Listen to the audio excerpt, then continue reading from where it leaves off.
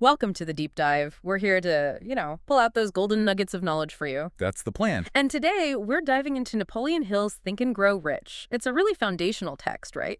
Based on, 25 years of studying success? That's right. Published way back in 1937. Hill spent decades looking at incredibly successful people: Andrew Carnegie, Henry Ford, Thomas Edison. Giants. Wow, okay. So you, our listener, you're looking for efficient insights, those aha moments. Let's get straight into it. Absolutely. Our mission here is to unpack the core principles Hill identified for achieving success, especially financial success. Okay, let's unpack it then. The central idea, the big one, seems to be that success really starts, it starts in your mind. Exactly. His core message, and it still resonates, is whatever the mind can conceive and believe, it can achieve. Powerful stuff. It really is. So that's the foundation, but then he breaks it down into 13 key principles. He does. Now, we probably won't cover every single one in detail, but let's hit some key ones that really offer, quick knowledge and actionable insights for you. Sounds good. Where do we start? First up is desire, I believe. Yes, desire. But it's important to understand this isn't just a casual wish like, oh, I'd like to be rich. Right. It needs to be more intense, specific. Much more.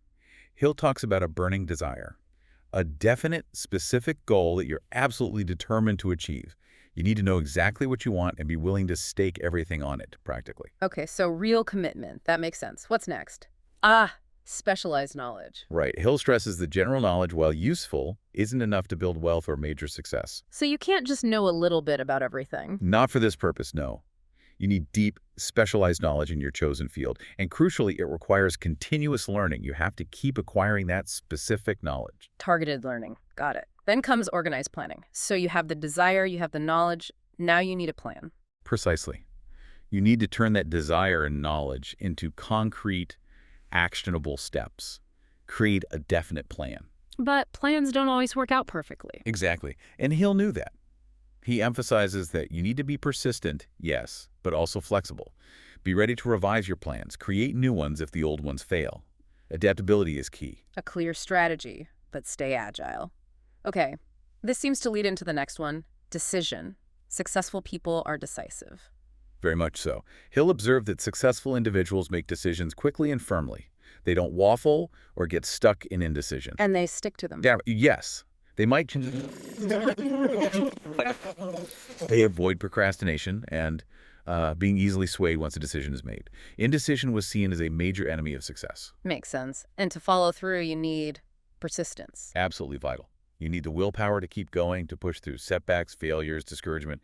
Success rarely happens overnight. It's about consistent effort, even when it's hard. Sticking with it no matter what. Okay, now, Hill also touches on some, more intriguing concepts, like the power of the mastermind. Yes, the mastermind principle. The core idea is about surrounding yourself with a group of like-minded, supportive people who can offer different perspectives, knowledge, and encouragement. So leveraging collective brain power and support. Exactly. Synergy. Working together, you can achieve more than you could alone. It's about collaboration and mutual support towards a common goal. Interesting. Then there's the one called The Mystery of Sex Transmutation. That title sounds a bit dated, maybe. The phrasing is definitely of its time, but the underlying concept is about harnessing powerful emotional energy, which he links to sexual energy as a primary human drive, and redirecting or transmuting it into creative work, focus, and achieving your goals. So channeling intense passion and drive into productivity. That's a good way to put it. Using that powerful internal drive constructively towards your major purpose. Okay, understood. And the last one we'll touch on is the sixth sense. Is this about psychic powers? Not really supernatural, no. Hill described it more as a highly developed intuition, or maybe creative imagination. It's something that develops, he believed, once you've truly mastered and applied all the other principles. It's like an inner guidance system born from experience and deep alignment with these success habits. So it's a kind of wisdom or insight that comes from applying the other steps consistently. That's the idea, a sort of gut feeling sharpened by discipline and focus. Okay, so wrapping this up for you, the listener. These principles, they really offer a kind of structured framework, don't they, for tackling goals, breaking success down mentally and practically. Absolutely. The core takeaway, I think, is that success, as Hill saw it, is fundamentally a mental game first. It really hinges on having those clear goals, that unwavering belief you can achieve them, a Hmm. solid plan, and then just relentless persistence. Right.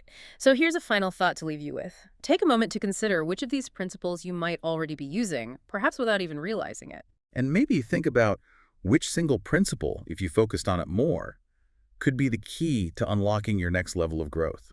How much is the power of your own thoughts and beliefs truly shaping your outcomes right now? Something to think about.